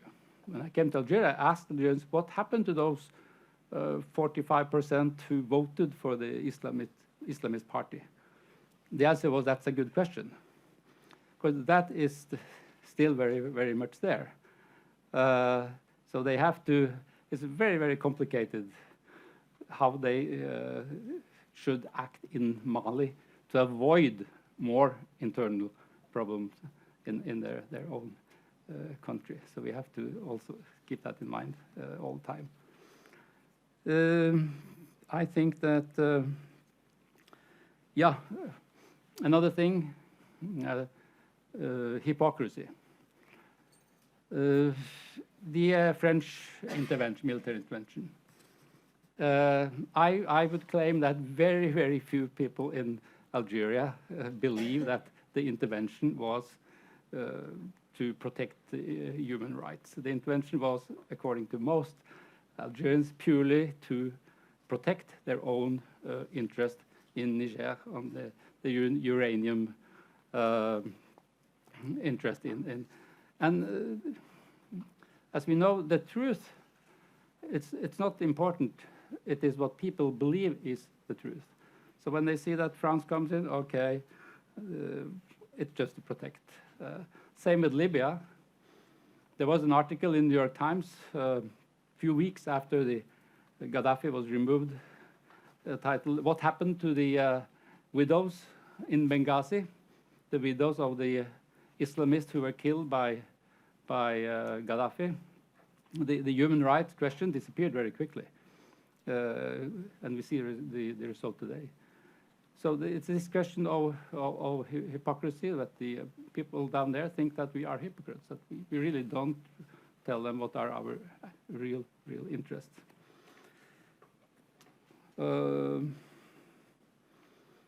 Well, I think that it's a phenomenon. Thank you very much.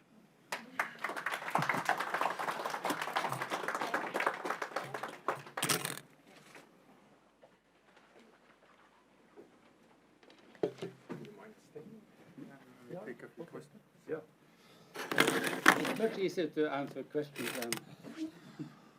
Well, thanks to everybody who has been there. We still have almost 25 minutes left of the program, so we would now like to open it up for questions and comments from the floor. So please, the floor is open. The only thing that would be nice if you state your name and your affiliation, if you have one, before you ask a question or come with a comment. So please, the floor is open.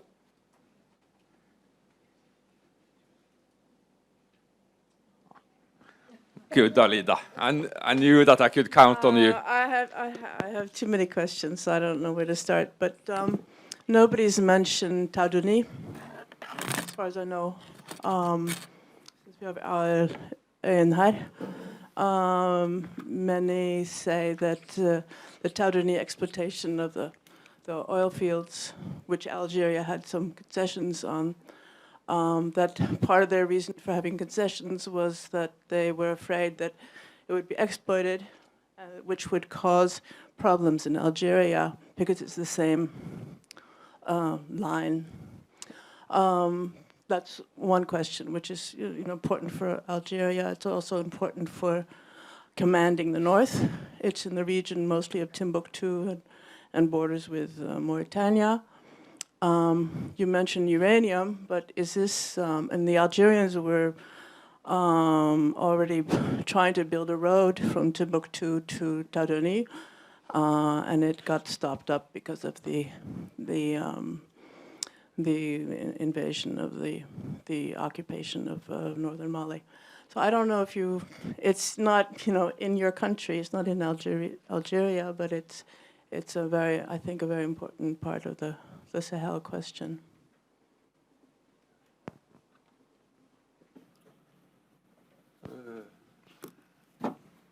Others? Not right now. Okay. Yeah. Please, take a few more. Mattea.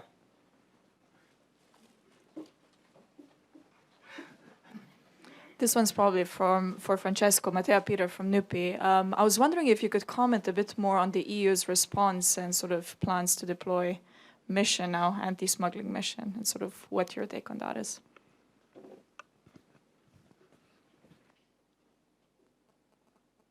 Yes. Ingse, please. The mic is coming. Thank you. Ingse Skattum from the University of Oslo. I have a couple of comments. One is about attitudes. And after the film Timbuktu, which had a very sympathetic, a very nice Tuareg in one of the main roles, I read on the net that people in Mali were really furious with Abdrahmane Sissoko. Why should he represent such a nice Tuareg when they are so disliked? And that was sort of confirmed. I didn't feel that way when I saw the film, but then afterwards I talked with Norwegian friends, and they said, "What about the Tuaregs? They seem so nice," you know. So it sort of confirmed that you could think that way. And then a couple of comments on IBK. I was in Mali in January, and people disliked him so much. It confirms what you said. They added to the accusations that you mentioned, that he bought a plane, a private jet, when Mali couldn't really afford it, but also that he put his own people in positions, nepotism, really, and corruption as well. For instance, buying arms and not clearing it with the budget. Okay, thank you.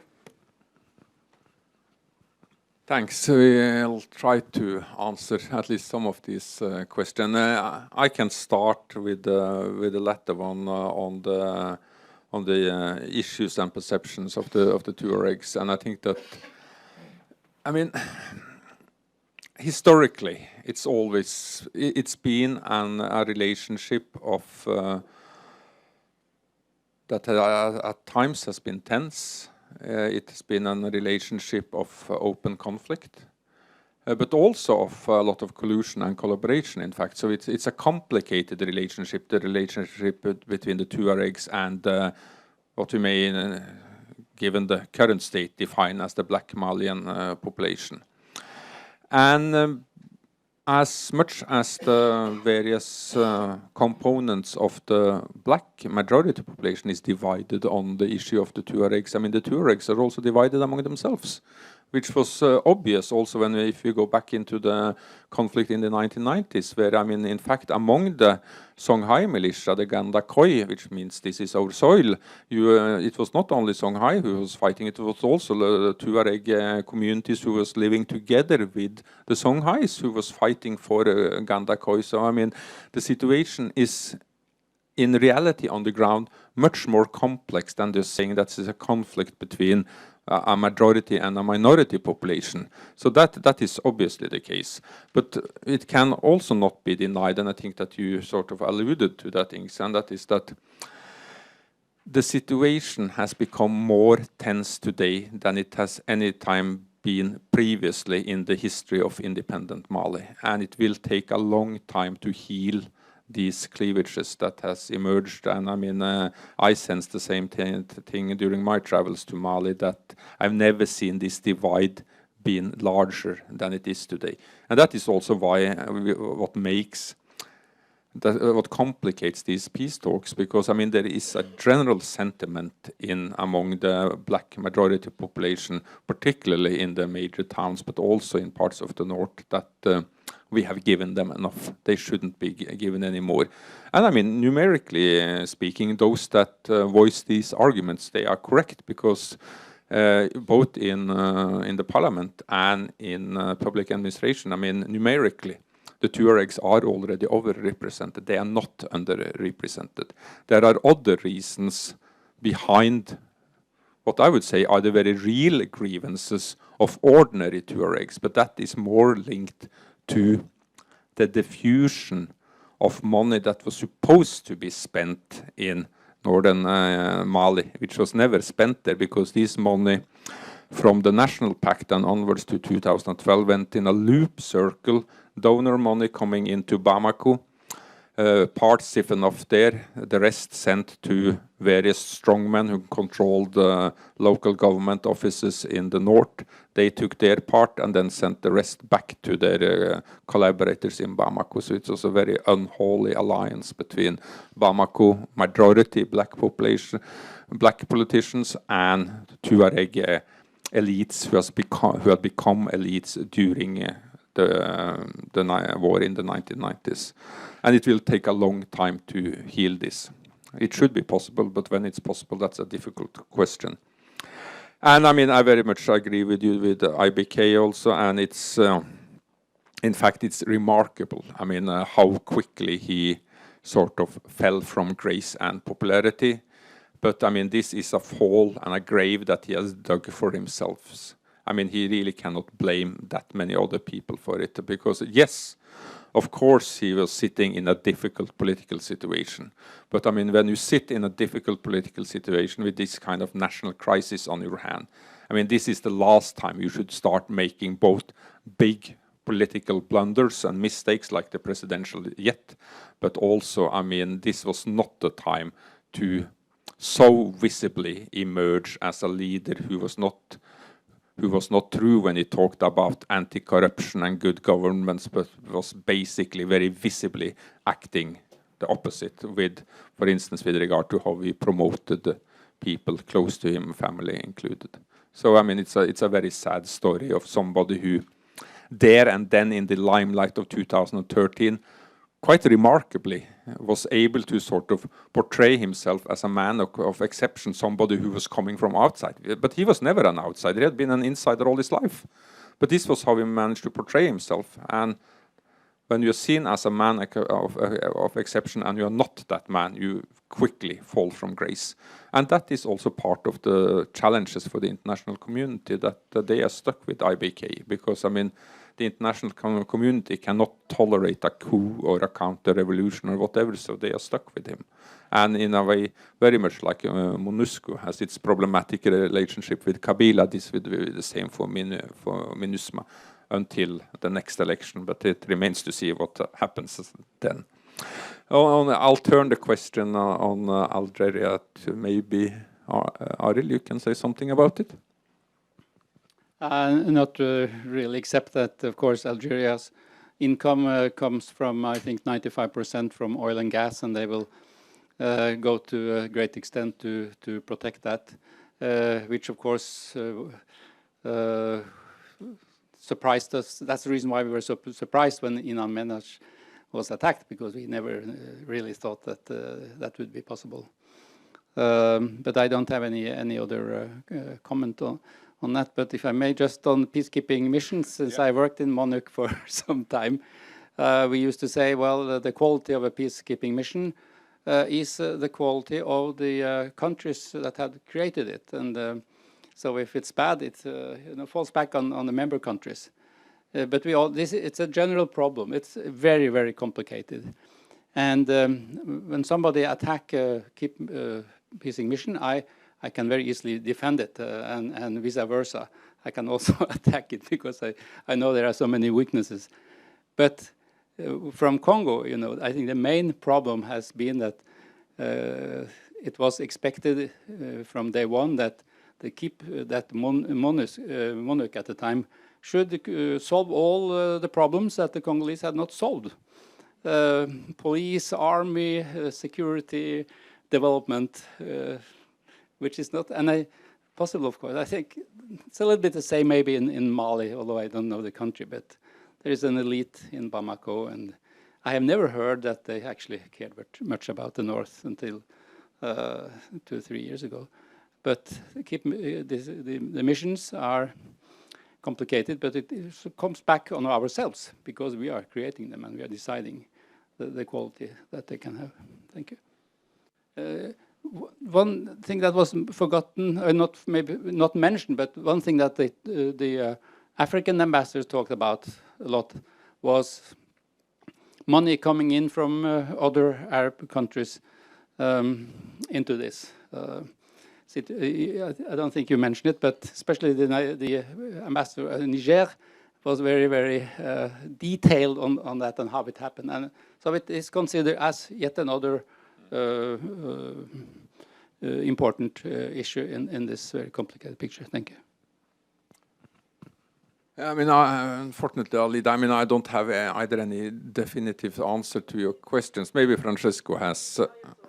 Yeah, but I just wanted to sort of, I think it's important to emphasize what Arild already talked about, and the important thing is not necessarily always what actually happens, but what people believe is happening. And I think that is also very much at least a fact when it comes to the uranium, because there is this belief in several of these countries, also among the elites, about how immensely important the uranium from Niger is for France. But if you look at the actual statistics, there is just one thing that you'll see is that it has decreased a lot of importance over the last 10, 15 years. From being immensely of immense strategic importance to France, it's much less these days. But this belief is still there among both ordinary population as well as elite, that this is crucial to France, where in fact it isn't. And I think it's maybe it's in the interest of French to make them continue to believe that. I don't know. Francesco? It is true that the soar and the plummeting of the price of uranium, oil, and gold is underpinning dynamics of instability in this region. I remember Chad 2007, 2008, when the rebels got almost to conquer the capital city, that there was a political economy behind that. Quick fluctuations, and uranium recently went down. And gold stays up, if I remember correctly, as a kind of refuge, shelter good. All of those fluctuations that might disturb some investment patterns here have political consequences there, very clear. And how far are the Algerians into planning into the future on what is the next resource for as a strategic depot? I'm not sure. Certainly the Algerians, same as the Moroccans, are meddling with anything happening in Mali, also strategically meddling, one answering to the other. Morocco is training the imam, and Algeria has more of an eye on defense and economic matters. And therefore, it is very plausible that there is a very clear, direct line of sponsoring and that might even go beyond by giving political backing to certain secessionist aims or disturbing governance in the region to create a kind of maneuver hybrid space where Algeria finds a safety valve for its own intention. But I think if you take the whole grand scheme of explanation, none of this is convincing at the end. I think at the end there are longer-term patterns and certain recurrent elements which have to do with how the economic of the region is changing in the longer term. So whatever Algeria might be strategically pursuing, even setting fire to a certain region, wouldn't work if there wasn't around all the conditions that we are trying to mention. So I would tend to consider but not amplify too much those, and I don't know very well the case. I've heard about that a lot, but I can't comment specifically on the how true and on the merit of the question. Whereas I would like to say something a bit broader on the other two things. One is about the Timbuktu film. I mean, it's a romanticized image of the Tuareg, but isn't any film from Italy romanticized?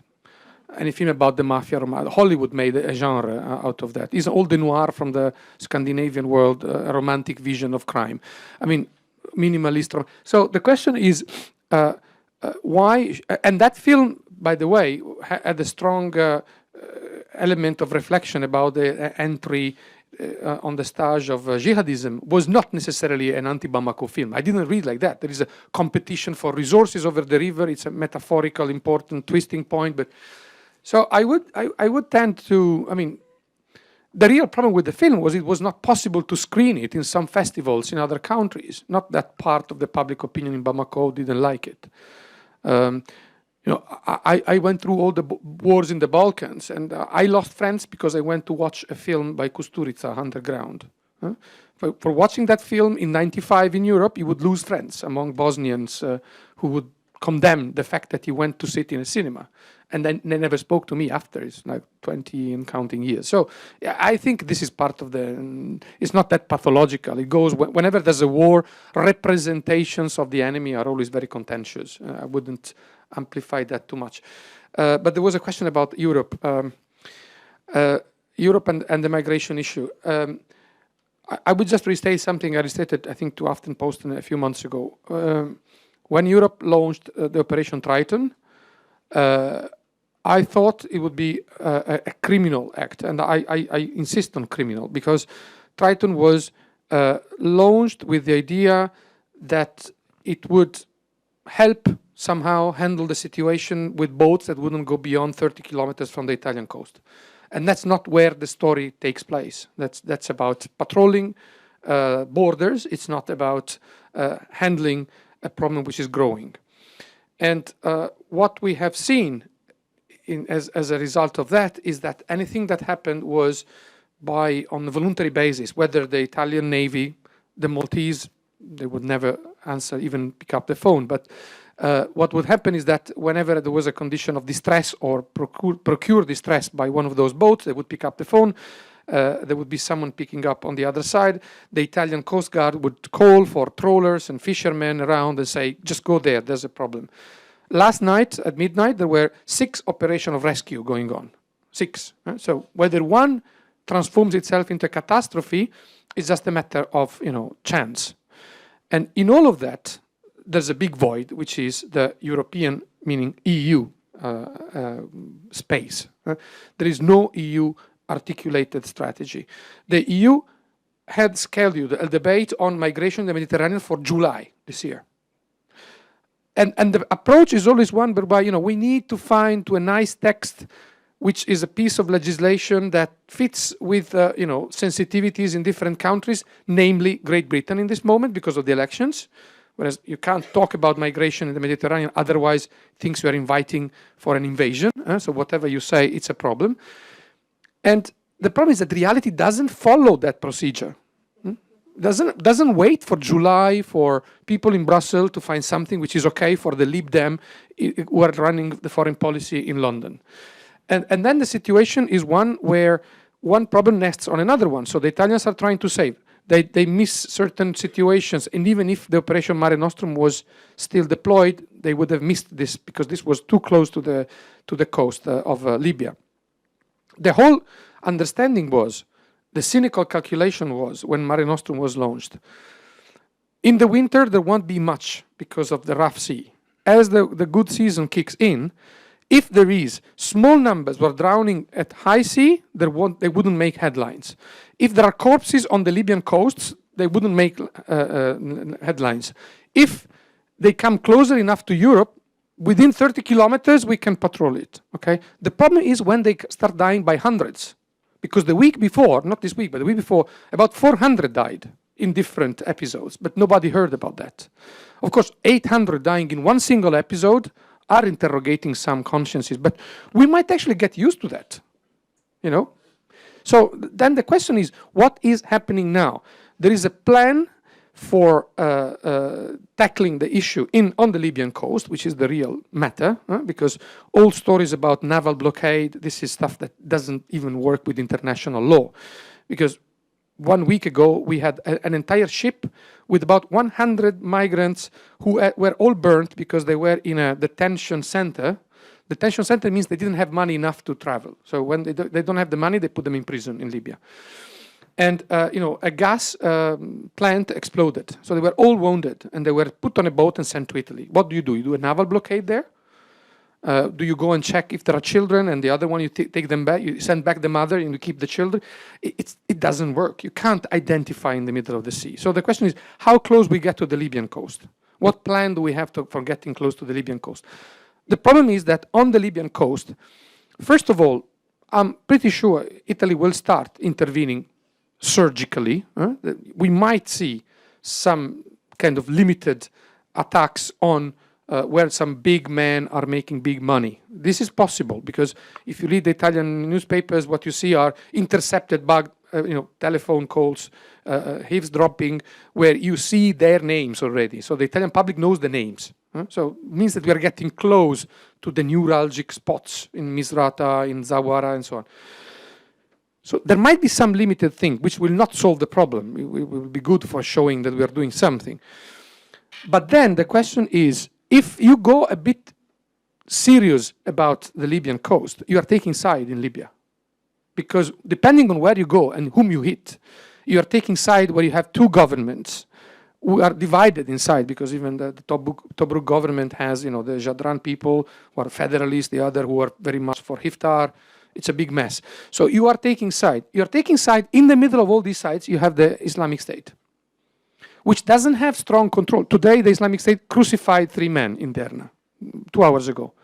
Okay, fathers of family. It's acting a bit like the mafia acts in Palermo. So in Derna, they have territorial control, but in Tripoli, they have commandos hitting and running. So you're offering targets. You go there with a colonial mission, because Italy is a former colony, and then you say, we take the infrastructures and we secure that there's no boat leaving. You're offering a target. You're taking side. You're dragged into. At that point, you're part of NATO. You're part of the European Union. The others will have to follow. So this is the big dilemma at this point. How far we go into touching ground on the coast. And this is something for which you need a political backing, which Italy alone can't find. As a former colonial country, there has to be some international movement. And when it goes to the United Nations, there's Russia saying no, thank you, because in 2011 we said yes, and then he went to bombing Gaddafi into a sewage pipeline. So that's not what we meant when we said yes to a humanitarian protection. So it's a very complicated matter. Thank you. We have the time for 2 small, very brief questions, I think. So one in the back and the professor in the front. Albrecht Hofmanns, the University of Oslo. Francesco, you mentioned the explosion of arms, of the spread of arms in the Sahel and the Sahara. And of course, the conventional narrative is that these arms come from Gaddafi's stockpiles. And I wonder if that's the only source. I just come back from Sudan, where I've been told the Sudanese government has surreptitiously actually sent equipment to the rebels in northern Mali. And I wonder if you can comment on that, and if there are other sources, also not only with regard to weapons, but also ammunition. Yeah, I mean, Gaddafi's stockpiles may be huge, but they are finite, so.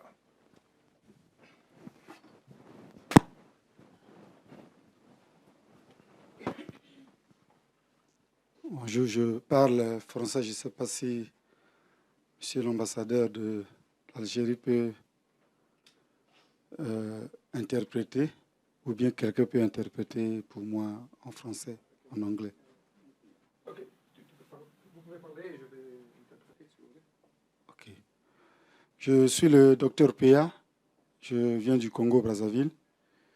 J'ai une conférence ce soir sur les conflits liés à l'alternance démocratique en Afrique. Donc j'invite tous ceux qui sont disponibles à passer ce soir. I'm Dr. Priya, I come from Congo-Brazzaville. Tonight I will be talking about the democratic alternative in Congo-Brazzaville or in Africa? En Afrique. In Africa. C'est où? À la Cité. L'Institut. À la Cité.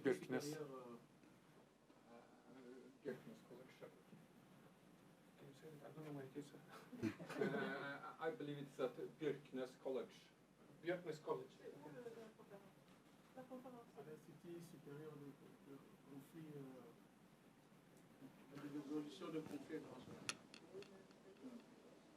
On va vous communiquer l'adresse tout à l'heure. Donc j'ai bien suivi les différents exposés qui ont été faits tout à l'heure sur notamment le terrorisme au niveau du Mali, du Nigeria, et puis au Centrafrique et bien d'autres pays. Moi, I was just following the debate, notably about terrorism in the region and in Mali. Je crois que la plupart des projections qui sont faites, c'est pour combattre le terrorisme. The vast majority of the discussion up to now and the projection in the discussion is about combating terrorism. Mais moi, je crois que la meilleure des choses, c'est de connaître l'origine du terrorisme. While the most important aspect, in my view, would be to better understand the origin of terrorism. La naissance du terrorisme dans la plupart de ces zones que nous venons d'énumérer. Its origin in the majority of the areas that we are debating today. Et je crois qu'après quelques recherches en tant que chercheur, en tant qu'écrivain, je suis parvenu à constater que le terrorisme est né dans la plupart des cas dans les pays où les différents chefs d'État ont été en fait partie du pouvoir. Où les chefs d'État font partie du pouvoir. Non, les chefs d'État qui ont été qui ont quitté le pouvoir. Et à leur départ, après eux, il y a une naissance du terrorisme. Okay. So my persuasion is that in most cases, terrorism comes out of the departure from the leadership from power. Is it?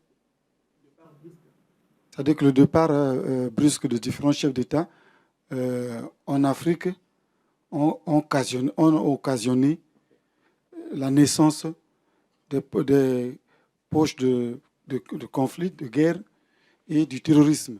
Quand il y a eu un changement drastique du pouvoir. Oui. Okay. So terrorism fills a space which takes place in case of a quick, rapid, abrupt change in power. L'Algérie aujourd'hui, c'est un modèle de stabilité.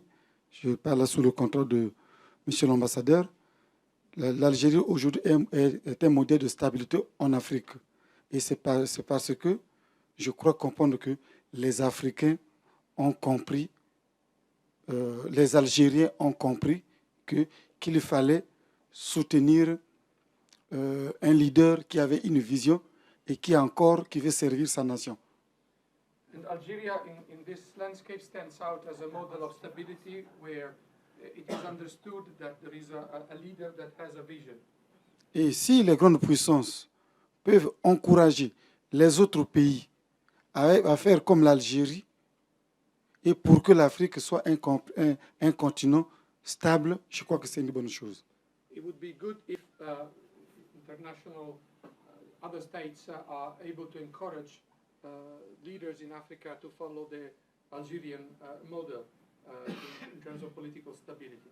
Parce qu'aujourd'hui, je l'ai notifié dans mon ouvrage que j'ai ici, que d'ici 2 ans, les pays africains, on aura près de 26 pays africains qui seront dans l'instabilité, sinon qui risquent d'être dans les guerres. Et voilà pourquoi je crois qu'il revient aux grandes puissances de réfléchir sur toutes ces questions pour faire éviter à l'Afrique le chaos, pour faire éviter à l'accès facile du terrorisme dans ce continent.